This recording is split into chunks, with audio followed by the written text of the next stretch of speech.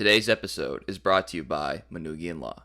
Facing a Tarek Skubal fastball is scary. You know what else is scary? Walking into a courtroom without someone who has your best interests at heart. And that is where Max Manugian comes in. Confidence in the courtroom is his slogan. And it's easy to see why.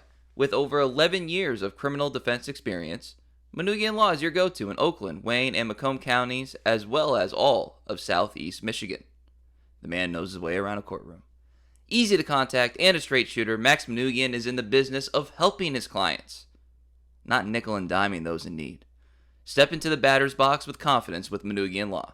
Friend of the podcast, a diehard Tigers fan, and proud sponsor of Turning the Corner. Contact Manugian Law at 248-973-7527.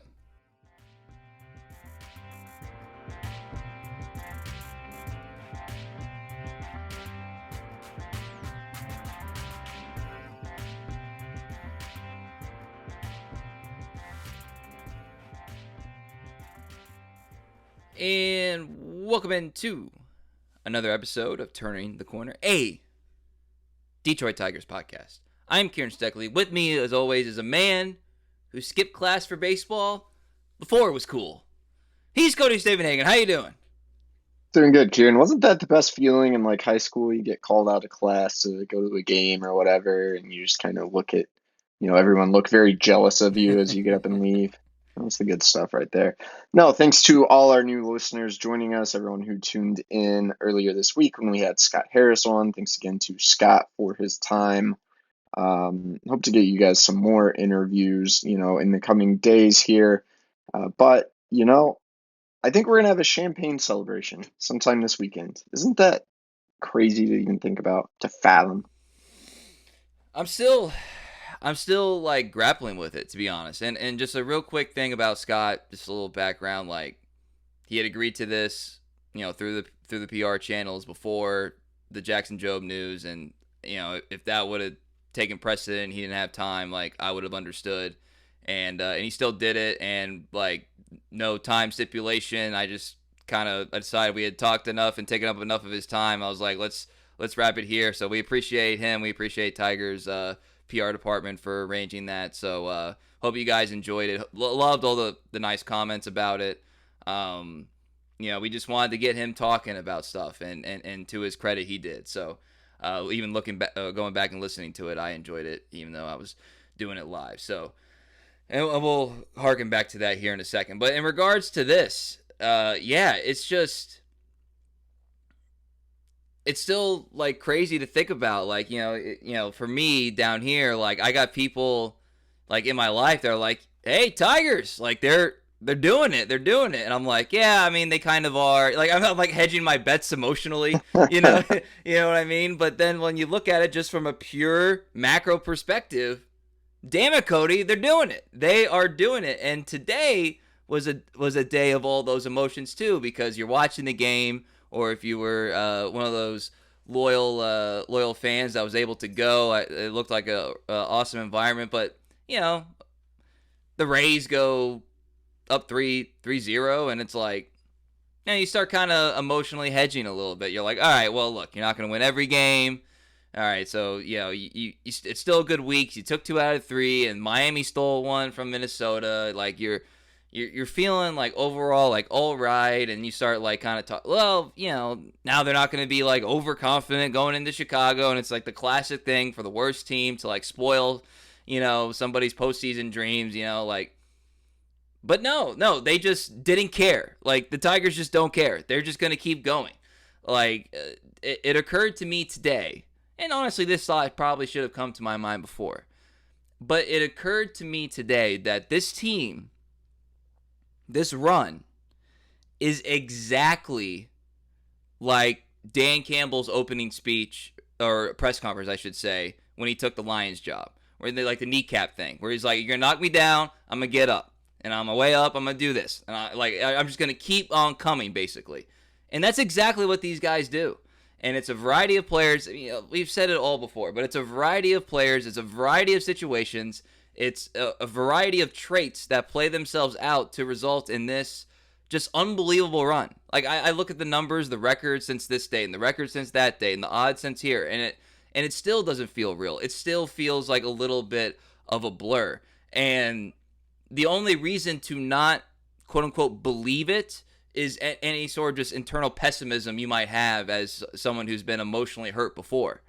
Because everybody else is believing it, Cody. Everyone else, Jeff Passan's writing articles. Mike Lupica is writing articles. Mike Like Lupica still writes articles? Didn't know MLB.com. this. Go look it up. Okay, I'll have to check that one out. Haven't heard that name in a long time. Yeah. So he's coming back into the fold. Yeah, The if you're getting Mike Lupica out of the woodwork, then yeah, I guess you're doing something the right. Mad Dog is talking about how they're not serious like the Yankees, but they could do some damage. Is what the Mad Dog is talking about. Like people are aboard this train. And it's deserved. It's deserved. This week was another reminder. And it was 3 games in 3 completely different ways. Get up a little bit of a lead, let up a run, close it out. Get up a big lead, close it out, debut, we'll talk about that too, and then come back win. Against a team that was still fighting. That has the kind of infrastructure that you fear. You know what I mean? Like the Rays are obviously a very well-run operation, and they got it done. They got it done. These Wednesday and Thursday games had a lot of ingredients for losses, right? Like Wednesday, Cater Montero comes out and he's just not sharp. There's a lot of traffic on the base paths. Like it felt a little bit sleepy there for a second until all of a sudden it didn't, and then the Tigers win it easily. Thursday, day game, whatever. Reese is on the mound. He's just not quite himself, clearly. Your offense is getting shut down by Tyler Alexander of all people. And it's just like all right, there's one of those things that happens. Maybe you drop this one. It's whatever. And then they didn't drop it. Our friends at 97.1 made an interesting comparison. So it was less like the Lions, a little bit like the '04 Pistons. And I know that the Pistons had asserted themselves as legit the year before that, but like the gritty team, and there's a lot of good players, but there's not really one singular star, and they just kind of grind you to death. And I was like, that's a pretty good analogy, in some ways. Yep, and that was mentioned as well. Yep. I was like, I kind of like that parallel, I think, even more than the Lions parallels.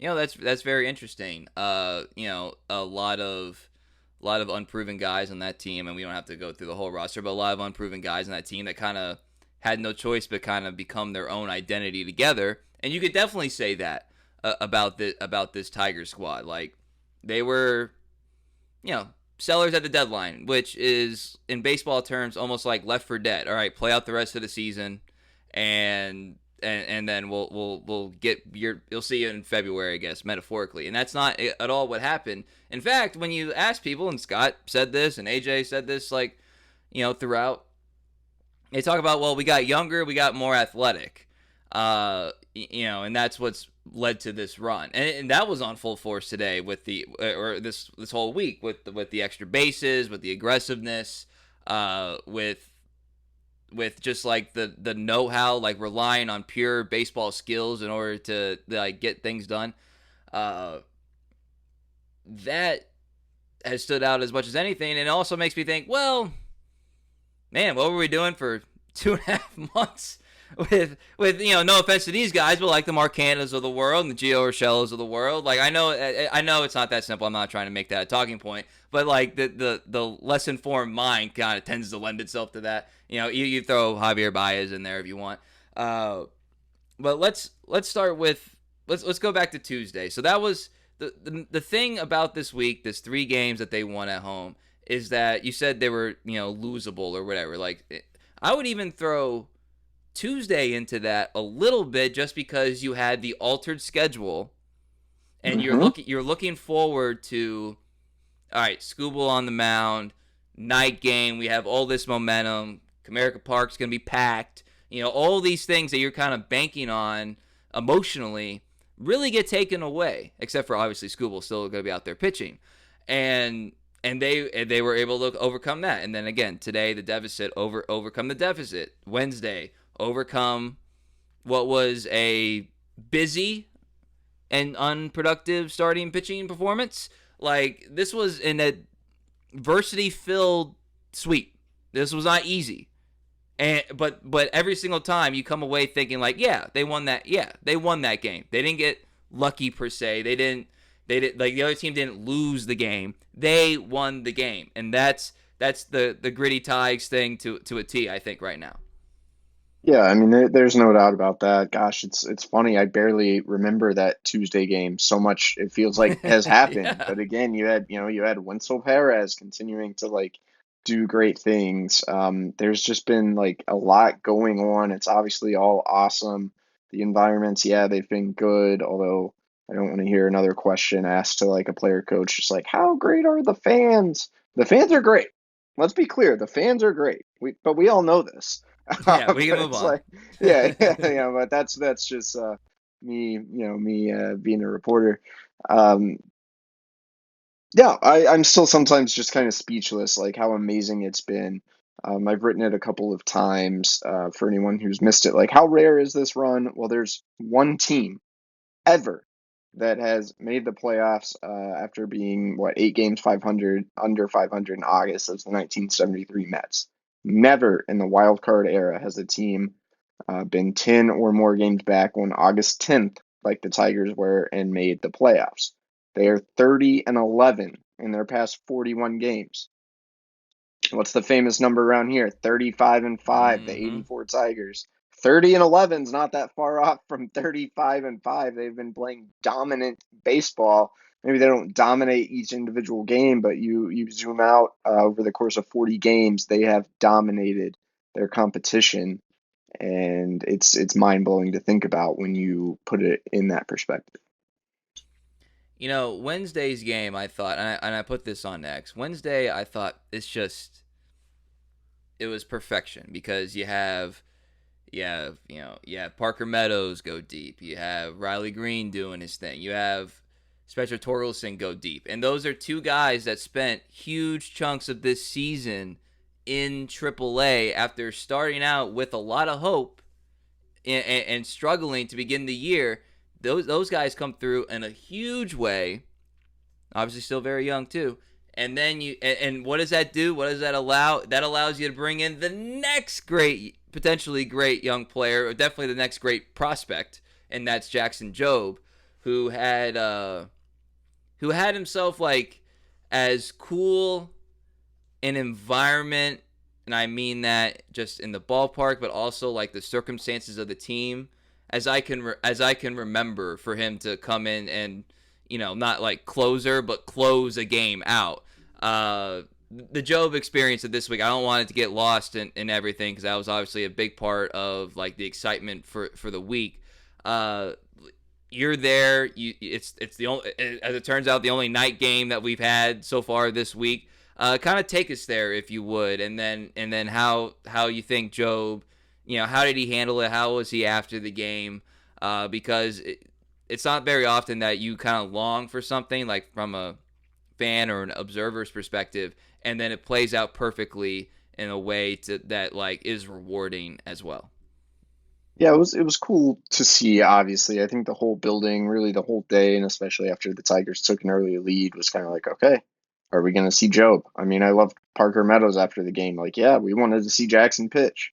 Hearing the chants, Parker said, I got goosebumps. That's a player on this team who's not jealous of the attention the young kid is getting or anything, but a guy who is just as excited to see Parker Meadows as the fans out in the left field bleachers, or just excited to see Jackson Jobe, excuse me, as the fans out in the left field bleachers. So that's pretty cool.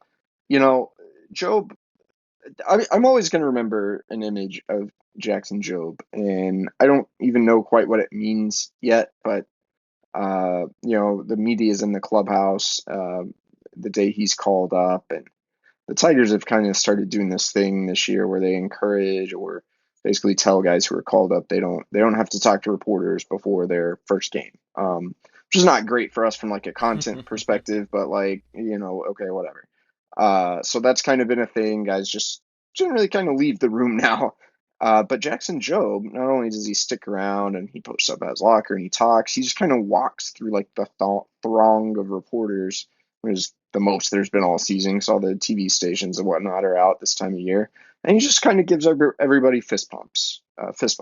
Just like, I don't know, just like this very like confidence, like, what's up, guys? Like, it was no big deal. Like, More reporters than he's it, ever seen in his life. yeah, Yeah. yeah. Like, it was just unusual. I've never seen anyone else kind of handle their first like cameras on big media scrum like that, and he did it with so much confidence. So, and then look, he looked really calm when he pitched. He comes into fans chanting his name, and it's the ninth inning, and it's the first appearance of his career, and he said, like, yeah, I was more nervous leading up to it than I was in the actual moment. He got right on the mound and started firing some stuff in there. So I think that those are some interesting early observations about his demeanor. We'll see if it means he's the most confident person in the world, or maybe he's overconfident, or maybe it's just like he's really trying so hard to look confident, but he's battling more nerves inside. That story will be written at a later date, but it's been pretty interesting to observe so far. Yeah, because I know, like, I was not, like, I was hoping that he wasn't going to be in a situation where he more or less sits for 4 days, 5 days, waiting to, make the debut, to get Yeah, over just that hurdle of saying, all right, I have pitched in Major League Baseball. Um, because it would have been touchy to do it today, obviously, and it would have been touchy to do that on Tuesday. So and also the night game element too, like that made it all that more great. And I want to go back to speaking of another number one pick, Spencer Torkelson. So if you guys remember when we were talking to Scott Harris about Parker Meadows, and I asked him how did it feel to see a guy who had some, has these raw skills, has some struggles, went down to AAA, worked on them, and you see the results here. How does that feel from a front office perspective? And he went into his thing about like, we want to be an organization that, and I'm going to paraphrase here, that that goes toward trying to improve and back young players. That's more or less what he said. I was thinking of it at the time. I didn't want to follow up because we were trying to keep the conversation moving. But Torque hits that home run and he kills it. He kills it. It's gonna be because of Carlos Pena, kind of a legendary moment of this run, and it made me think about that Scott Harris quote where it's like we again, I'm paraphrasing, like we want to run toward that, like not being afraid to like improve young players who may be struggling or whatever. This is a bigger picture topic for like another day, so I'm not trying to say like what's the future of Torque, but I'm curious whether that crossed your mind, Cody. I'm curious anybody listening whether it crossed their mind too, because again, those guys' seasons, now obviously Parker's had a better season since, but those guys' seasons kind of parallel each other in so many ways. mm-hmm. I'm gonna be honest. I think the Tigers, as an organization, are probably closer to running away from Torkelson than they are to running to him. It's just a little bit of a different scenario because Parker was in his first month plus as a rookie, and Torkelson's been through this before. He has 1,400 plate appearances in the major leagues. I mean, obviously, they're not just gonna give up on him while he's like cheap and under their control. But so they're gonna try to help him improve, but I think you can definitely sense more of like a friction or apprehension, or like the reality that you can't just continue to give Spencer Torkelson free first base at bats, like basically talking about next season. He's done some nice things since he's been back up, but his OPS in September is like 650. It's just not going to cut it as a first baseman. So there's still some real concerns there. So I didn't quite tie those two things together. I think Torque's just been around long enough now that it's a little bit of a different situation. That's fair. And again, conversation for another day. He certainly has the ability, because again, you see something like that. I know it's a hanger. I know it's batting practice. You know what I mean? Basically batting practice at that point. But it's like, yeah, I understand why you would say the swing plays. So it's just a conversation for a different day. I'm obviously rooting for the guy, but it made me think of him when Scott said that. So I'm curious if anybody else thought that too. All right. How about today? How about today? So, is it an overreaction to say that the video slash gif slash like image of Matt Vierling sliding in the home and he gives the big F yeah, for the go ahead run? That honestly might be the image of the season. Like, I think most people might associate like a Tarek Schoolboy outburst, which we got a classic one on Tuesday. Uh, but to me, it like that that's sort of like John Riggins in the Super Bowl. Like you see, like it's like a guy running at you a little bit, like damn it, what's that guy for the Raiders who had the interception return against the Vikings? Someone will tweet at me about that. He just died a couple years ago.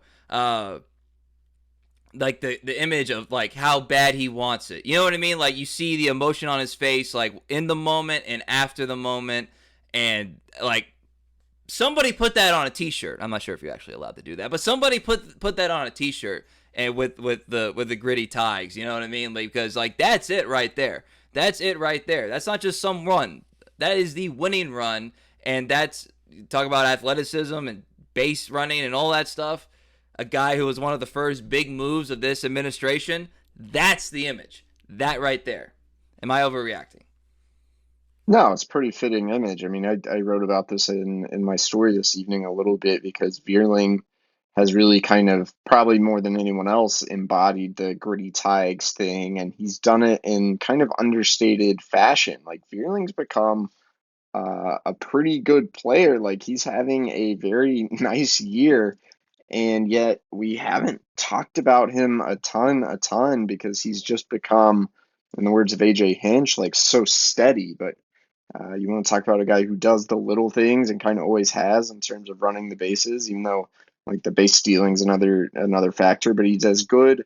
There are only, I believe, 3 players in the American League who have gone first to third on singles more times than Matt Vierling has. He ranks, I believe, fifth in the American League in the success rate of taking extra bases. He's having a 2.4 WAR season right now, 16 homers. There's still elements of his game you think that can improve, but he's become a good, solid major league regular, even though he's playing a million different positions. He played 3 positions on Thursday. Like, if you're looking for someone who embodies these characteristics that are now getting so much attention, I mean, there are a lot of guys you could turn to. Winsel Perez, the guys in the bullpen. Like, we've seen a million examples, but Vierling is probably the best one that kind of sums it all up. By the way, producer J Mac in my ear, Willie Brown in Super Bowl 11. That's who I was thinking of. So, iconic moment, and again, like when you're running toward the camera, like that visually, that's just amazing. This was also low key, Cody, kind of an AJ Hinch flex on him game. Like he was. They all are at this point. I mean, every time there was a pinch hitter, I was like, all right, so he's probably gonna go here, right? And that means you got to move this person here, right? Like at a certain point, I was kind of like Charlie Day and Always Sunny, me with like, with the in the mailroom, you know what I mean? I was like, boom, boom, boom. At one point, you have you have Wenzel in left field, which has not happened all that much, if at all. Like you're because you're pitch hitting Carpenter for Torque, which obviously worked out beautifully. Like just so many moving parts, and then like while this is happening, I start thinking like, all right, where's J-Hen?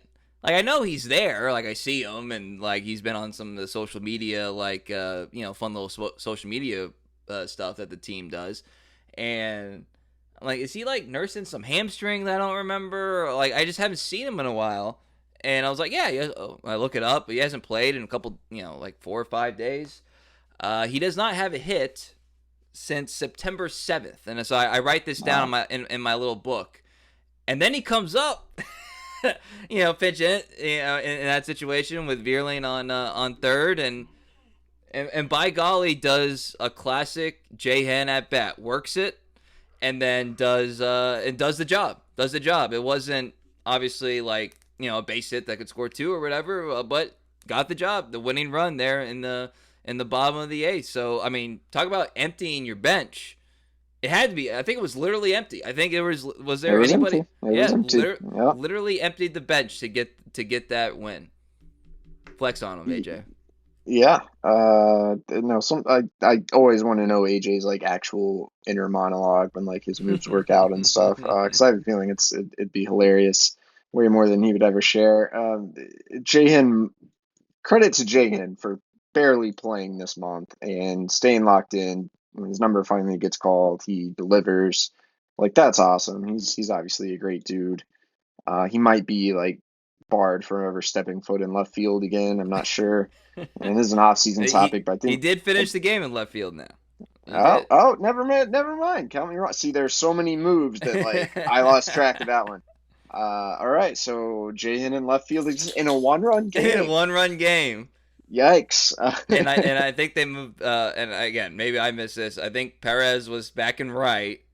Okay, yeah, that I sounds think, right. and so like the whole time I was thinking, I was like, man, if this ball's to the outfield, I'd really prefer it to be straight up. And by the way, Perez has done like he's made some really nice plays, but uh, you know, we know the He's limitation. become he's doing all right, man. I'm not gonna.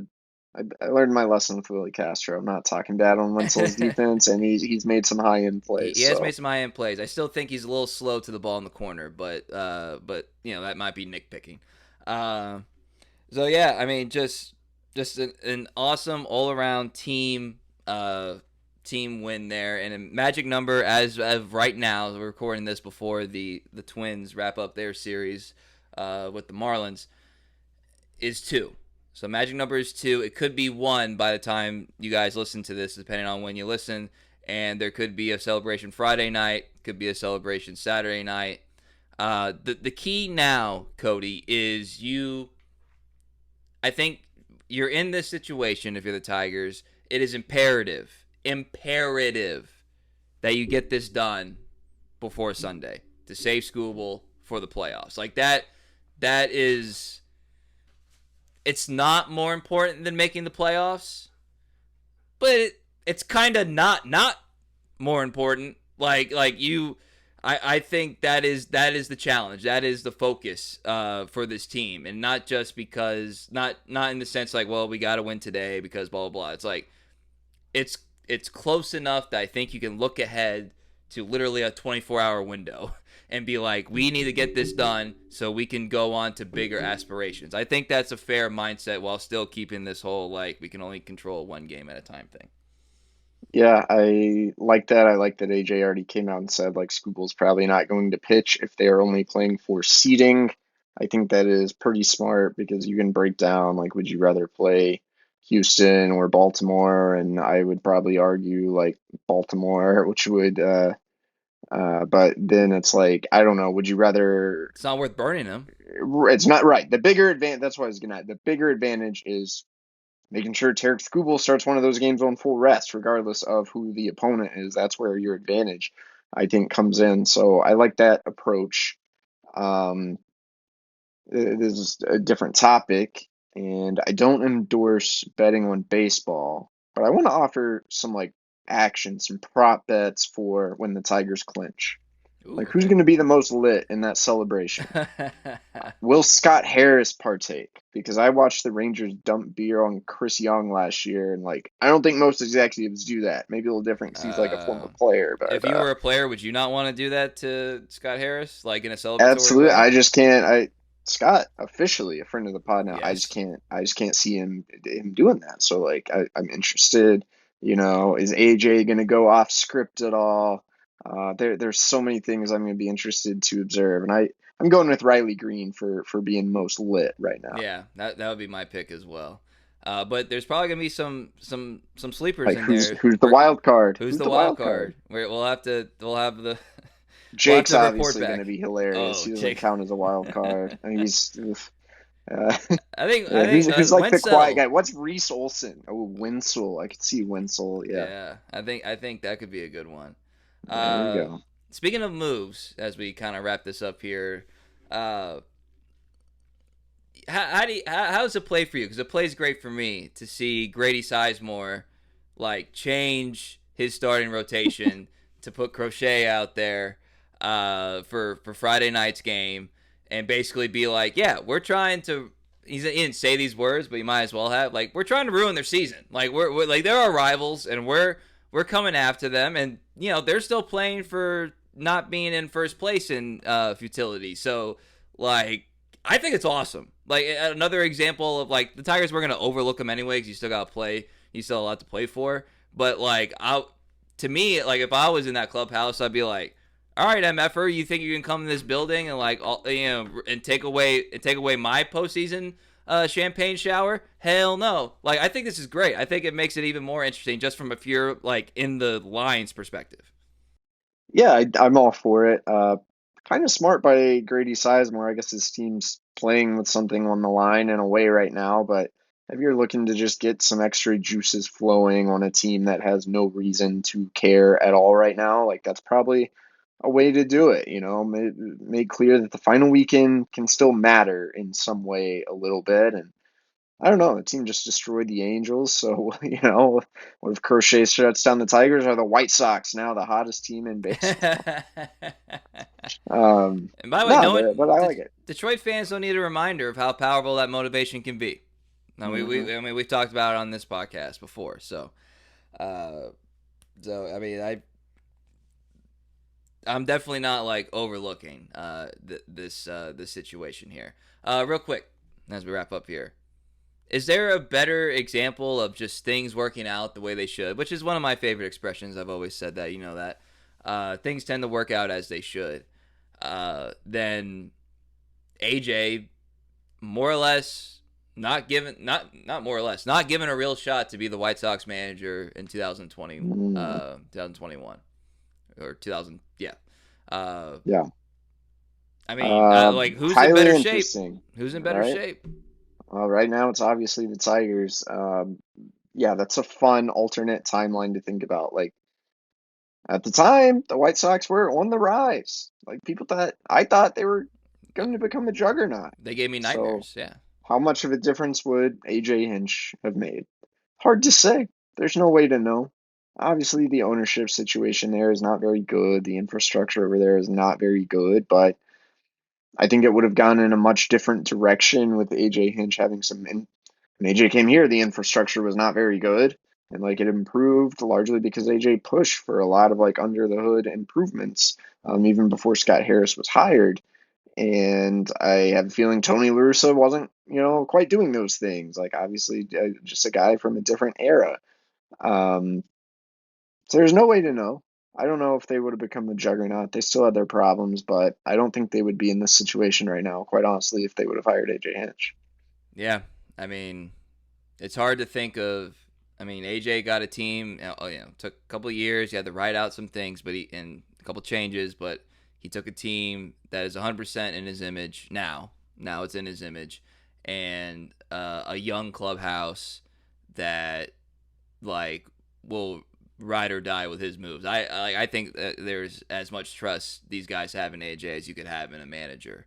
Uh, and so, like on a day like today, when you're pinch hitting for this and you're moving guys over for this and you're making these pitching changes, uh, I mean these guys don't deliver. Carpenter doesn't deliver. As good as a hitter as he is, like man, I'm not even starting. Like come on, even with the lefty thing, and he comes up delivers perfect. You know what I mean? Yeah. So it's hard to find. It's hard for me to think of AJ being able to have a better mesh as it turned out. We didn't necessarily think we would get here, especially at that time, It because was an elongated road to this point, with think about the 2021 team. Like obviously there were signs early of like what the Tigers could be, and then it took a strange and elongated detour. But now, like, yeah, here we are again. Things are coming to fruition.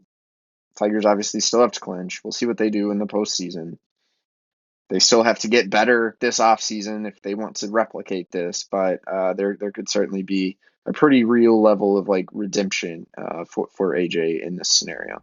Yeah, and I bet you the competitor in him Oh, yeah, feeling that.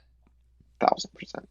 And shout out Jason too for making the swap as well. So timing. You talk about great timing, Jason Benetti. Oh my God, clairvoyance! Yeah, Wow, what a and some genius. amazing calls on this run too. So shout out Jason, and it's awesome that he's going to be able to call this weekend series. And there was a lot of moving parts there. So shout out to everybody that was able to make that happen. All right, Cody. Anything else before we jet out here? I know we got more topics, Yes, but we're sir. gonna talk here in a couple days, and we'll have hopefully some more tangible things to discuss. Sounds good to me. All right. Well, you can follow Cody on X, formerly known as Twitter, at Cody Stavenhagen. I'm at Kieran_Steckley. Pod page at Turn Corner Pod. We got YouTube. We got Instagram. We got TikTok, links to our Venmo tip jar, and our merch store. We still got a lot of things in the works, so be sure to be following us on all our channels. As well as, if you missed it, go check out the Scott Harris interview that we did on Monday. I thought it was insightful, and like I said at the beginning, thank you to Scott and Tigers PR for making it happen on what was a monumental week and a busy day. So that's not lost on Cody and I as well. So, Cody, I'll talk to you on Sunday. I want to thank everybody for listening and engaging with us on all the social medias and giving us likes and subscribes on Apple and Spotify. And you know the drill. Let's have a weekend, Detroit. Let's have a weekend. So for Cody Stavenhagen, I'm Kieran Steckley. Everybody have a great weekend.